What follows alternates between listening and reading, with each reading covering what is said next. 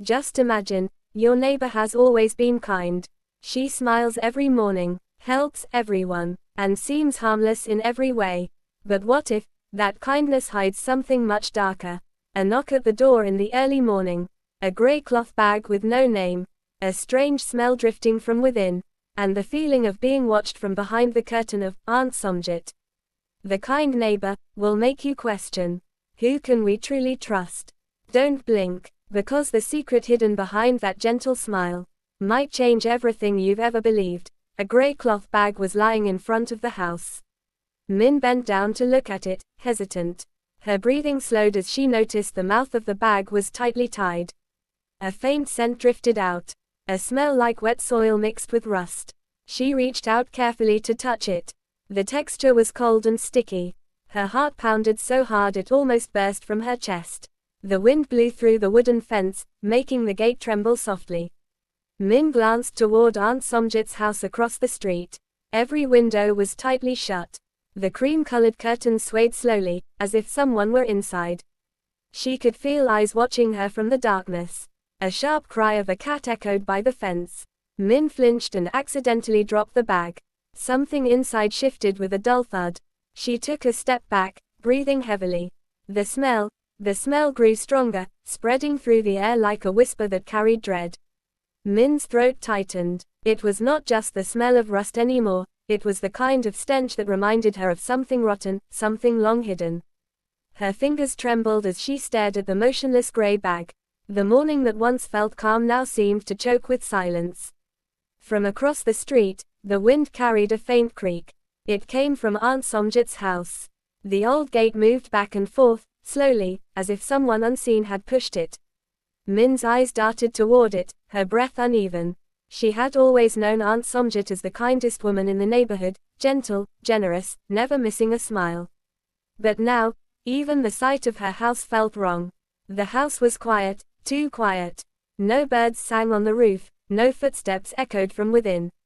Min tried to shake off the unease and crouched again. She wanted to untie the bag, to prove to herself that it was nothing, maybe old clothes, maybe leftovers from the market. But her fingers froze before touching the knot. Then she heard it, a faint tapping from inside the bag.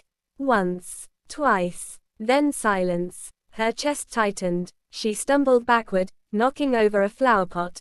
The sound of breaking clay echoed down the empty street. A window creaked open. Min turned sharply. Aunt c1t stood there, her face pale and shadowed, eyes dark beneath the curtain. Is everything all right, dear? She asked softly, her voice strangely calm. Min forced a smile, her voice catching. Someone left this bag here. I thought it might be yours.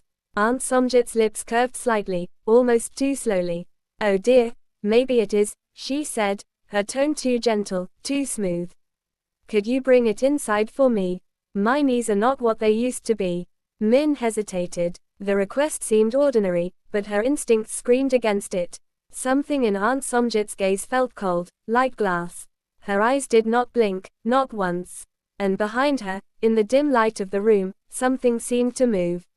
A shadow, tall and crooked, passed along the wall. Min swallowed hard. I think it's too heavy. Maybe you can send someone to get it later. Aunt c1t's smile did not fade. Her head tilted slightly, her neck making a faint, dry sound. Of course, dear, she said softly. But please, don't open it. The words hung in the air. Don't open it. Then the window closed without another word. Min stood frozen, her pulse racing. She looked down at the gray bag again. The knot looked tighter than before, as if it had been pulled by unseen hands. She felt the weight of the air around her change, thicker, heavier.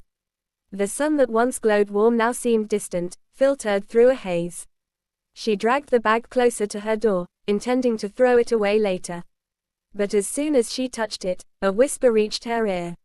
A faint voice, muffled yet distinct.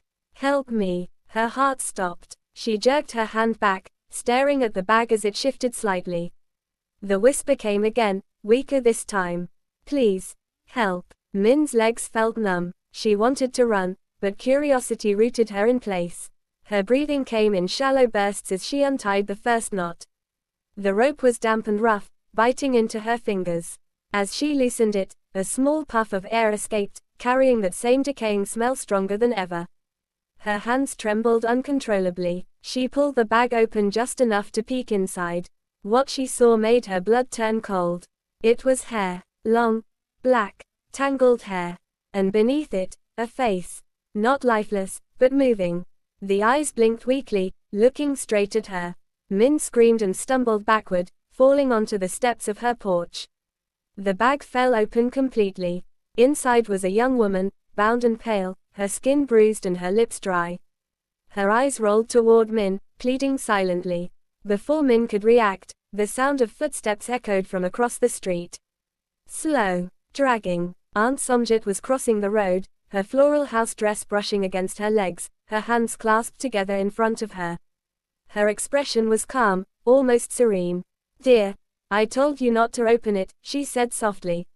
Min's body shook. What is this?" she stammered. The older woman stopped at the edge of the porch, her shadow falling over the bag. "She needed a place to rest," Aunt Somjit replied. "People can be so cruel, you know. Sometimes they leave the wounded behind. I only tried to help." The young woman in the bag whimpered faintly. Aunt Somjit bent down, her wrinkled hand brushing through the tangled hair with unsettling tenderness. "Hush, my sweet," she whispered. "You are safe now." Min tried to stand, but her legs would not obey. Her vision blurred as fear took over. There was something deeply wrong in the way Aunt Somjit's voice sounded, soft, yet hollow. Something that did not belong to a kind neighbor anymore. Then Min noticed it, on the old woman's wrist, dark stains, dry and cracked, like old blood. Her fingernails were caked with dirt. And the smell that had haunted the air, it was stronger now, clinging to her clothes. Min's voice trembled. You did this." Aunt Somjit looked up slowly, her smile gentle, almost motherly. "No, dear," she said, stroking the girl's cheek. "She did it to herself. I just kept her company." The young woman's eyes filled with tears, her lips moving soundlessly. Min took a shaky step backward, then another. But Aunt Somjit rose to her feet, turning toward her with that same serene smile. "Don't worry, dear. You are safe with me too." The air felt heavy, suffocating. The street was empty, no one around to hear. Min could hear her own heartbeat, loud and uneven. Then, from behind her, she heard a door creak open, the door to her own house. She turned in shock. The door she had locked this morning now stood ajar. And from inside came that same faint whisper. "Help me." Her world spun. The grey bag lay still now, the young woman inside unmoving.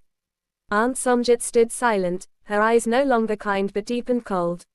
And the smell of decay grew thicker, as if the whole neighborhood had been holding its breath for years.